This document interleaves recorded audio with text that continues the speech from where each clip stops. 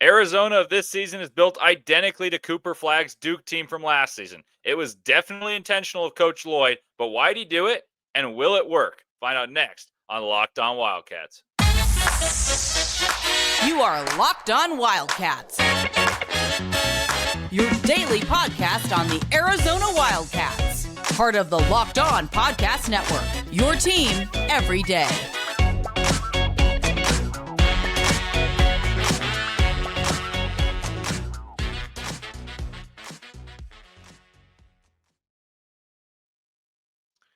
Hello and welcome into Locked On Wildcats. I'm your host, Leaf Tulane, your resident college basketball guru, stats nerd, point guard by game, ball knower by trade, and I'm excited to talk Arizona hoops with you today, especially because this is an interesting comparison between a team that analytically was one of the best ever and since the 2000s and why it looks just like your Arizona Wildcats. Thank you guys for making Locked On Wildcats your first listen each and every day. And remember, Locked On Wildcats is free and available on all platforms, including YouTube, where it's at Locked On Wildcats, where the best way to help us grow is to comment anything below. And today's question is, do you think Arizona resembles Duke? And what seed line do you think they finish in entering March Madness? I'll answer some questions, too. If you guys want to further delve into this, I'll hop on the YouTube and answer with you guys if you have any questions about this comparison. Or if you think it's crazy, tell me I'm crazy.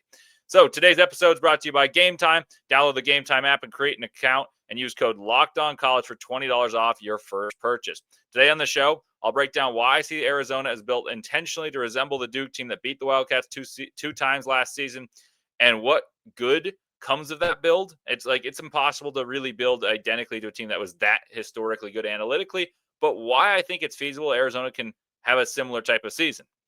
And then I'm going to kind of go through position by position where I see the similarities and how I think the play style will differ slightly, but mostly be similar. First things first, the similarities are many, but let's start with what allows for this team to play like Duke of last year. It's Koa Peat.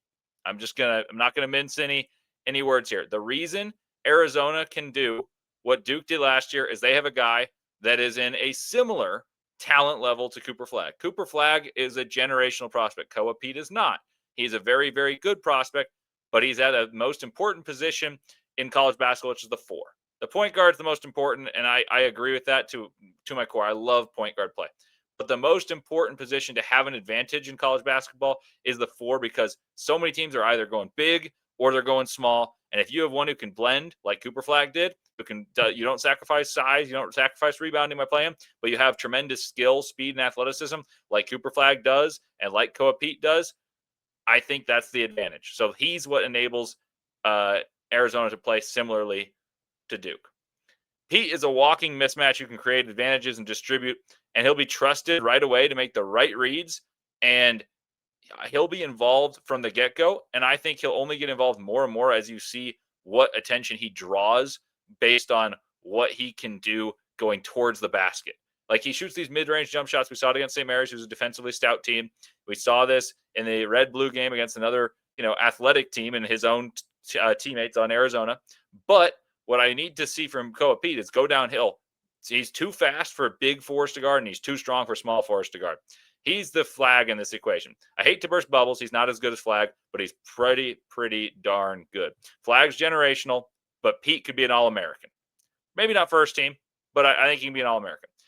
So this is where the level is needed to build a team, right? You need to have an All-American talent.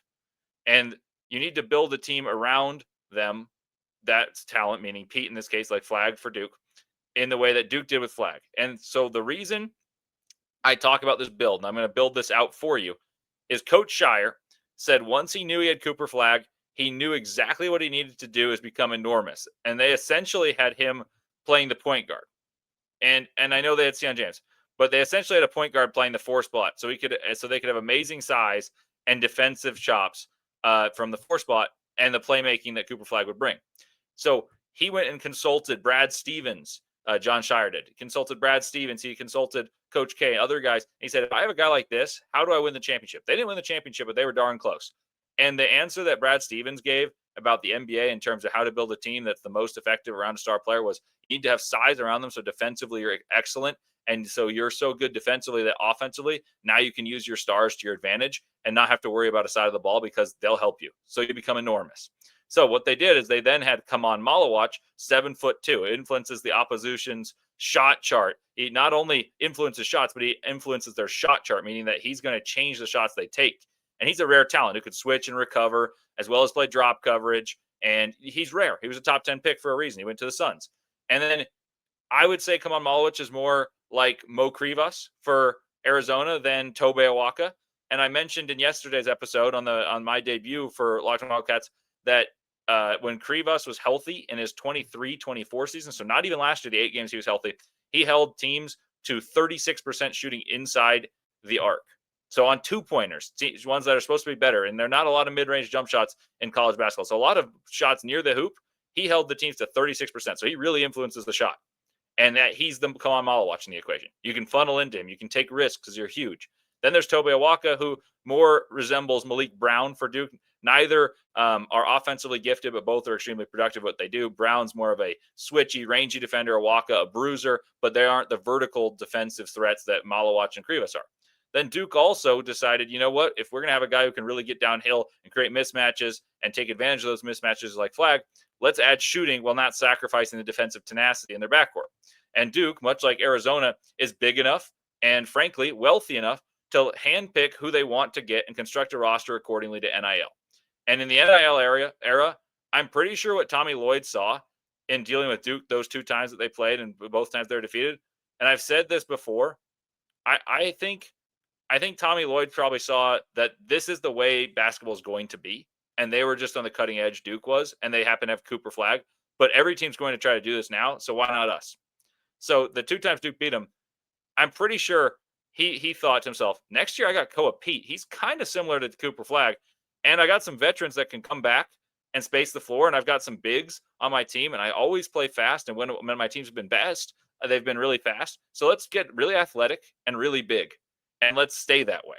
And you can stay older, and you can not sacrifice skill by choosing exactly who you want to bring in. So last year was Anthony Del Orso. He played a supporting cast role. He'll play more.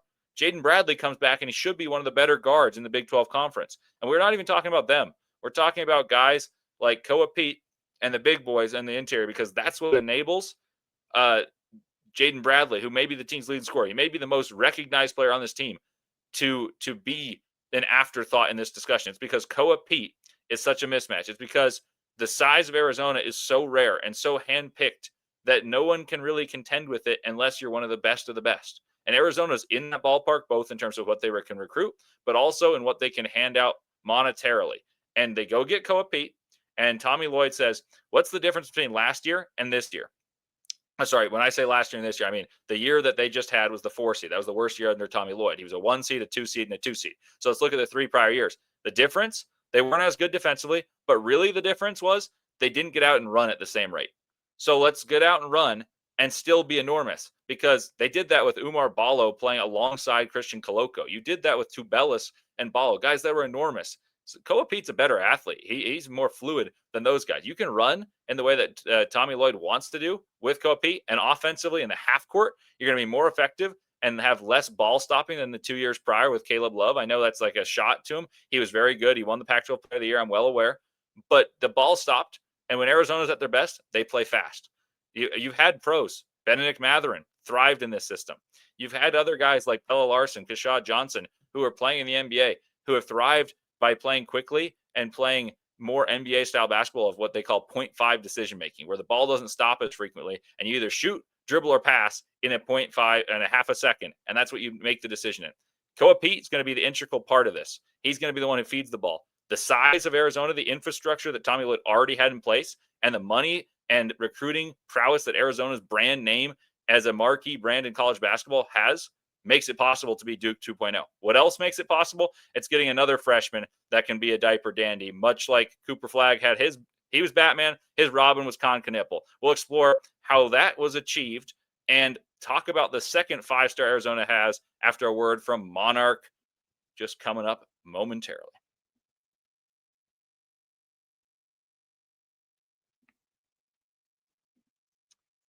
Let's be honest. Most of us can't even name our financial accounts, let alone tell us what they're worth. Between 401ks, savings, investments, it's easy to lose track, and that can mean leaving a lot of money on the table. So that's why I started using Monarch, all-in-one personal finance tool that brings your financial life together, all in one clean, easy to use interface on your laptop or on your phone. It's helped me organize my accounts, track my spending, and get a better handle on my investments without having to touch a spreadsheet.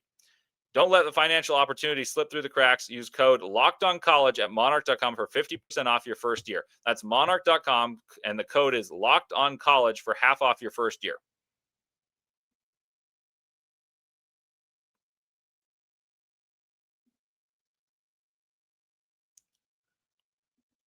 And I also want to tell you all about FanDuel. Right now, new customers can bet just $5 and get 300 in bonus bets if you win. That's right. You pick a bet, put down $5, and if it hits, you'll unlock $300 in bonus bets to use across the app. It makes watching football even more exciting when you've got a little something riding on the action. Whether you're a casual fan or love diving into the stats, FanDuel makes the game day experience so much better. So the NFL season's here, and FanDuel has an offer for you that you won't want to miss. So what are you waiting for? Visit FanDuel.com to download the FanDuel app today and get started.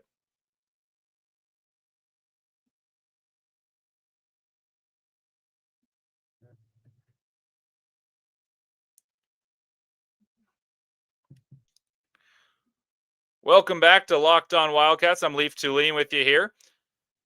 Arizona has the possibility to resemble what Duke was last year. That was an incredible Duke team, and they can do that because of Koa Peat. I've made that clear. That's the reason that they have this capacity and they have this skill set.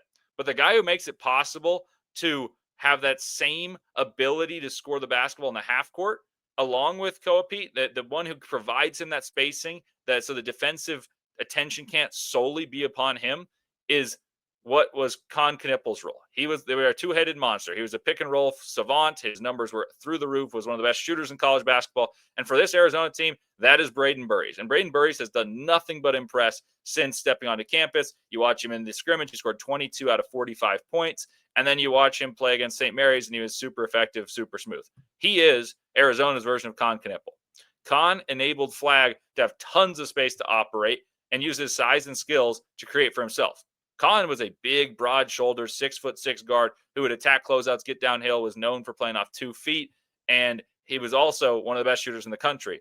But what made them so special is you could load up on Flag, he could kick out, and they had another person who could make big-time decisions and take on that load of, hey, I'm going to draw attention and get to the basket if they're going to run me off the line, and it's not a lost cause. I can either score or I continue the ball movement. I see that capacity for Brayden Burries. He's someone who can really score, and he is able to distribute the basketball when getting downhill, and he's silky smooth. He can score at 3 levels, and that's what made Con so special. Is he could stop and pop from 15, he could drain threes with the best of them, and he could get all the way to the rack despite being not the most stereotypically athletic. Like, he wasn't a run and jump slam guy, but he had a 36-inch vertical. He was someone who, when he gets downhill, was strong as an ox and pump fake and get to the free throw line and still finish. And he also was one of the best pick and roll decision makers and passers in college basketball, and that's why he got picked number 4. So you had the number 1 pick and the number 4 pick and the number 10 pick for Duke. Arizona might have one number top 10 pick, maybe 2 if things really go well. And if things really go well like that, Arizona could be cutting down the nets. Like, you should be really excited about it. But let's continue talking about what makes Buries similar to Knueppel. Buries, to me, is closer to Peat in terms of 1A, 1B than Con was to Cooper Flag, because Cooper Flag was that special. But I think he could lead the team in scoring due to his 3-point shooting prowess. And he demonstrated in the scrimmage an ability to get to his spot, stop, and score. And I think there's some guile there that's going to lead him to a lot of free throw attempts. And he's going to be a very good free throw shooter. That's an issue for Koa Peat that I foresee. I don't know how well he's going to shoot the free throws. And then, of course, there's another person who could score more, and that's Jaden Bradley. And I think those 3 are going to be very close. If I had to guess, I think all of them are going to score around 15 points per game. And that's a good thing to have an egalitarian attack. So, speaking of an egalitarian attack, I wrote this in my notes. I think Arizona will be slightly more egalitarian than Duke was, with Flag leading every single category for them. Points, rebounds, assists, steals, everything. Flag was that good.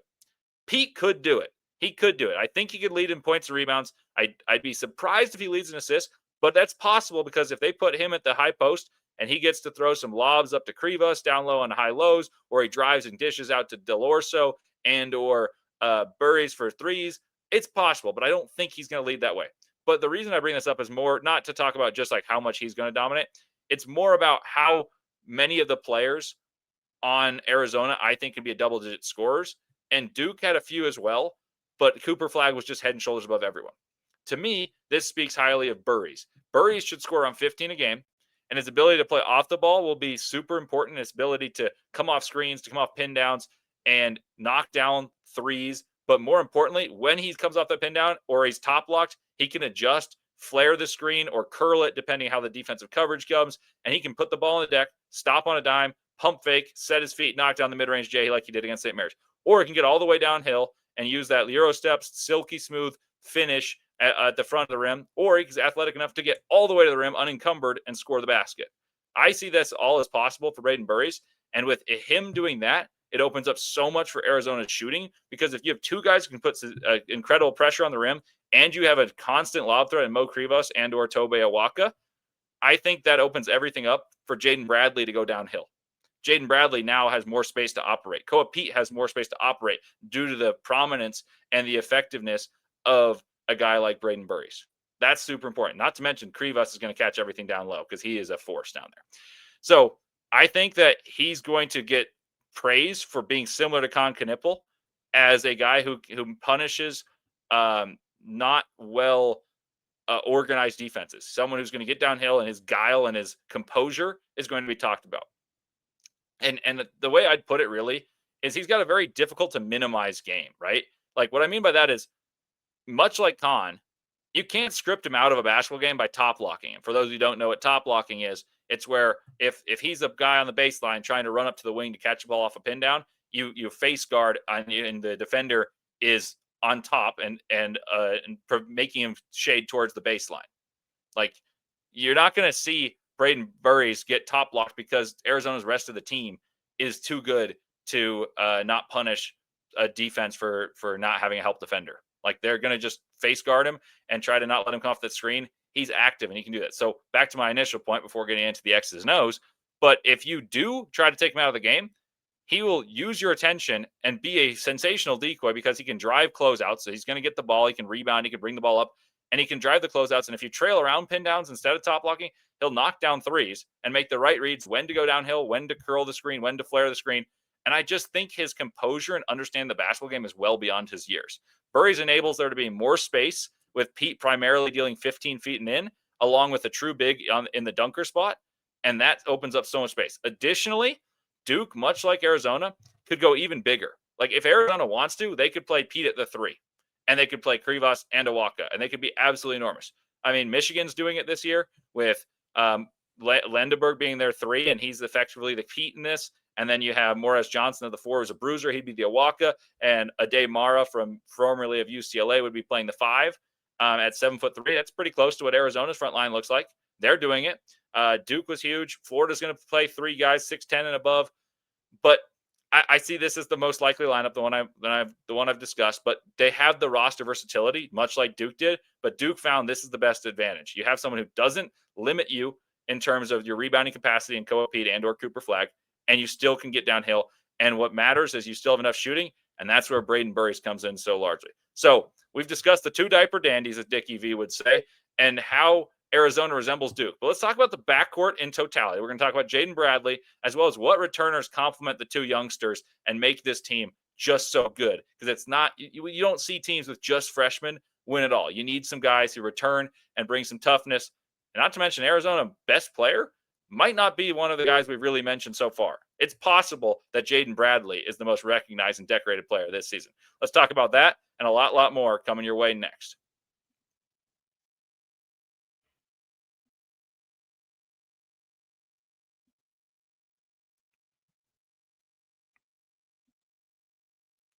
College football is back, and I couldn't be more excited. The tailgates, the rivalries, the energy in the stands, and there's nothing like it. Let's be real. Actually getting tickets can feel like a battle, and it could feel like a battle more than the game itself that you're trying to attend. Endless queues, hidden fees, prices jumping out at checkout. That's why I use Game Time, the app that gives advantage back to the fans. It's the easiest way to score last-minute tickets at the best prices with no surprise fees. What you see is what you pay. So, when I pull up Game Time, it's just a couple taps and I saw amazing deals. I'm talking about your favorite college football game. So your Arizona Wildcats, with tickets as low as $25 for good seats and good vantage points. It's faster, it's cheaper, and it's less stressful than any other way I've bought tickets. So let's take the guesswork out of buying college football tickets with Game Time. Download the Game Time app, create an account, and use the code LOCKEDONCOLLEGE for $20 off your first purchase. Terms apply. Again, that's promo code LOCKEDONCOLLEGE, and that's LOCKEDONCOLLEGE for $20 off. Swipe, tap, ticket. Go download Game Time today.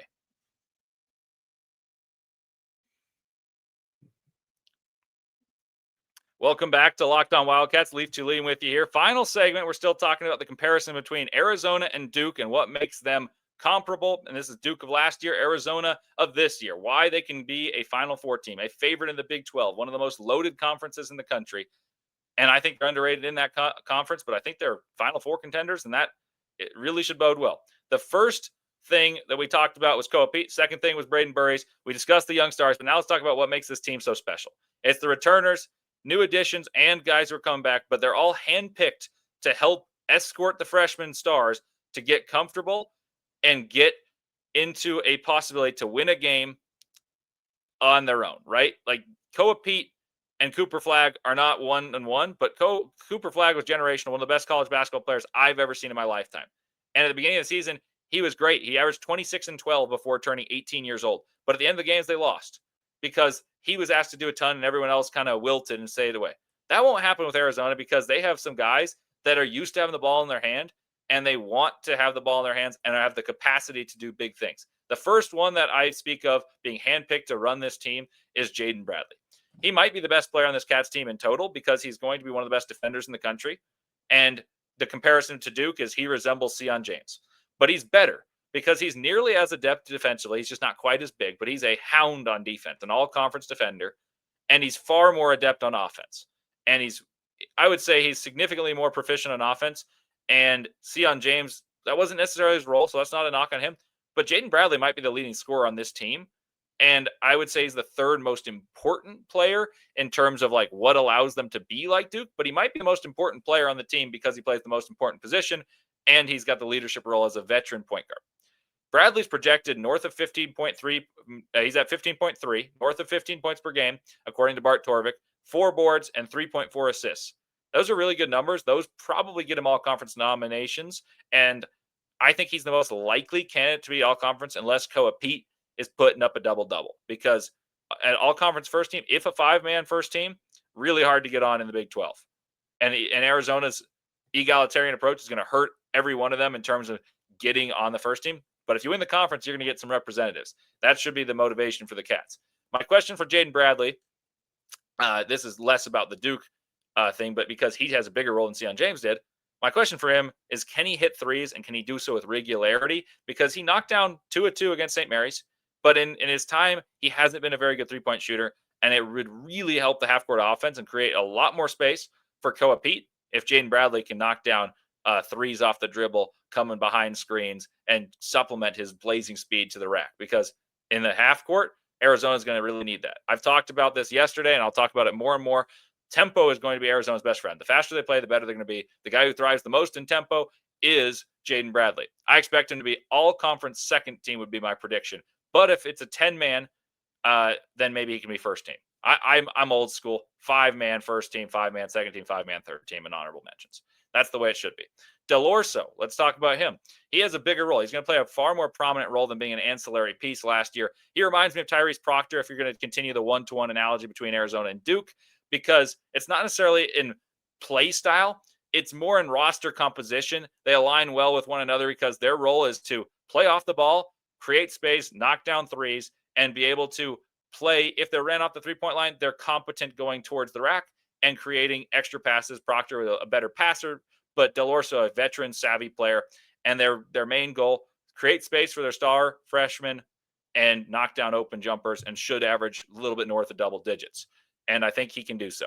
Lastly, this team has loads of talent off the bench. I already talked about the bigs. I think Krivas is going to be a double-double machine. I think Awaka is going to be one of the best offensive rebounders in the country, like he has been his entire career, even spanning back to his freshman year at Tennessee. Lastly, this team has tons of talent off the bench. And most importantly, they have differing skill sets. Like, the guys are good at different things. Dwayne Aristode and Ivan Karchenkov are different players. And I think that's really helpful, but you don't sacrifice size with either of them. And I think they play different play styles individually, but they offer different play styles that Tommy Lloyd can employ should there be injury. Should there be, hey, I don't like this matchup for our team. Let's try something different. And you don't lose size and you don't lose athleticism. And that's the luxury of having a team composed of the guys. Like this team is comprised of 5-star talent guys, numbers 1 through 8 on the team. And that is so rare. There's probably 10 teams in the country that can say that. And Arizona can say that. And they can say, look, we're going to play top 20 in pace. And I said this yesterday. I almost guarantee you this. Tommy Lloyd played 49th in pace last year. And they were a 4 seed. And defensively, they were worse than they had been. The years prior, they were number 9 in pace the year that Arizona was a 1 seed. Number 15 the next year when they were a 2 seed. Number 16 the next year with their 2 seed. So I guarantee you Arizona's going to be a top 20 team in pace, despite being enormous. They're going to be super, super fast because they have the depth to play those bodies and not fatigue. And they also are going to be able to score the basketball in the half court better because of the personnel. And the last thing, their personnel, I think, is better defensively than it is offensively. And I just ranted about how good they're going to be offensively. I think Arizona's a Final Four team. I mean, you got to get there, but I think they have the pieces to be a Final Four team, much like Duke, because the recipe is clear. Be enormous, rebound the ball. Oh, yeah, and I didn't say this. So the Ken Palm doesn't matter about this, but I did my digging.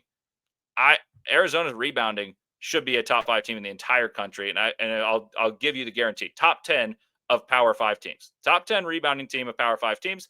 Top 20 defense, top 20 pace. That is a top 2 seed in March Madness. That's my prediction for Arizona and why I see them as Duke 2.0 of the Cooper Flag Duke team.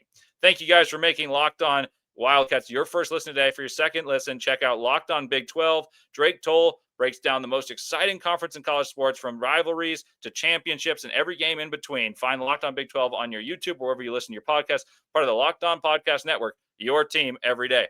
Thank you guys for listening. I'll be back with you with more Wildcats content. We're going to talk some football tomorrow. We're also going to talk about the Arizona St. Mary's scrimmage in some more depth. Thank you guys for tuning in. Really hope you're enjoying. Please interact with me on the comments on the YouTube because I want to hear your guys' thoughts, and I also want to get to know you guys as well. Thank you guys, and I'll be back with you again tomorrow.